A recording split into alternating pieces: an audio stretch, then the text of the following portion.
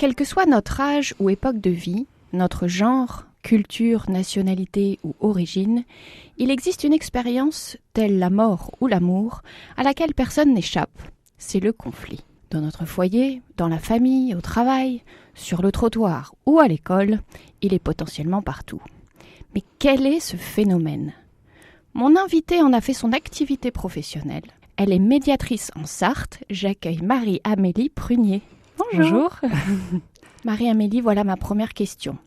Dans nos vies actuelles, qu'est-ce qui mène à un conflit ? Alors, il y a beaucoup de choses. Il y a beaucoup de pièges à la communication. Mais par l'expérience que j'ai en médiation, vraiment, pour moi, le plus gros piège de la communication qui va créer beaucoup de conflits, c'est les interprétations. C'est-à-dire que bien souvent, on se fait des films de ce que l'autre dit, mais dignes des meilleures productions américaines, des gros scénarios, alors qu'en fait, on est très très loin de la réalité de ce que l'autre a pensé, a voulu dire. Et voilà, il y a beaucoup de malentendus par rapport à ça. Et un autre point qui crée vraiment le conflit aussi, c'est alors ce qu'on appelle la pensée binaire, c'est de se dire j'ai raison, tu as tort, ou inversement, il y a les bons et les méchants, enfin c'est blanc ou noir, voilà. Ça c'est vraiment la pensée binaire et un des gros pièges en communication et qui peut créer des grosses tensions. Qui amène inévitablement au conflit. C'est ça. D'accord. Et entre j'ai raison et tu as tort, en fait, il y a une multitude de choses qui peuvent se passer. Tellement le choix. Pourquoi se priver ? Alors, ce conflit qui existe selon moi depuis aussi longtemps que l'homme vit sur cette terre, à quoi peut bien-il servir ? Il peut y avoir plein de bonnes choses. Alors déjà, il faut ne pas avoir peur du conflit. On a tendance à avoir peur et soit à fuir, soit à crier le plus fort pour avoir le dernier mot ou être complètement inhibé. Mais le conflit peut servir à beaucoup de choses, à se connaître mieux soi-même, à grandir et à faire grandir notre relation avec l'autre, avec les autres, que ce soit au sein de la famille, que de l'entreprise. Ou un inconnu. Tout à fait. Ça permet de grandir et d'avoir une belle relation, en fait. Et qu'est-ce qui est à savoir ou à comprendre, dans ce cas, si ça nous intéresse, pour reconnaître le conflit que potentiellement on s'apprête à vivre ?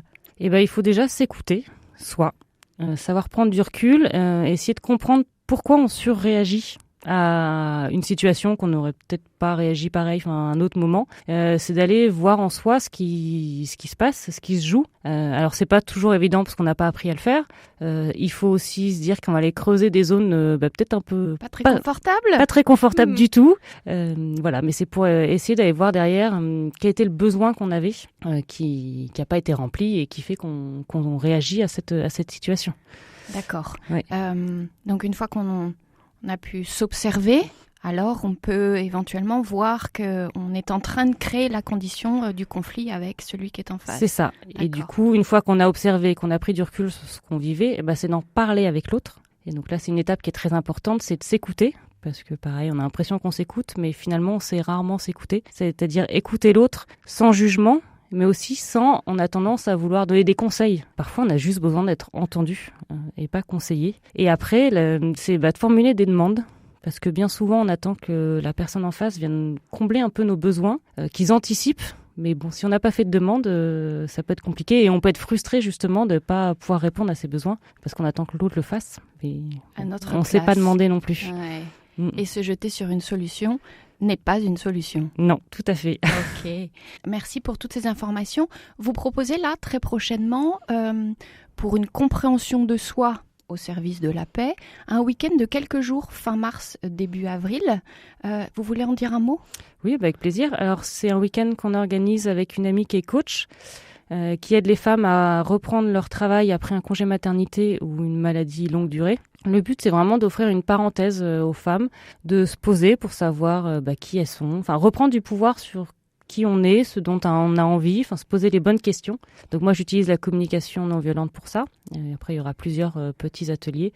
Mais c'est mieux se connaître et s'apaiser pour être apaisant. Parce que je suis assez convaincue que si on est apaisé, on deviendra apaisant pour les autres. Et voilà, l'éducation à la paix. Merci beaucoup. Toutes ces informations sont disponibles sur votre site internet médiation72.fr sur la page Racines de soi du 31 mars au 2 avril 2023. Merci Marie-Amélie. Merci à vous.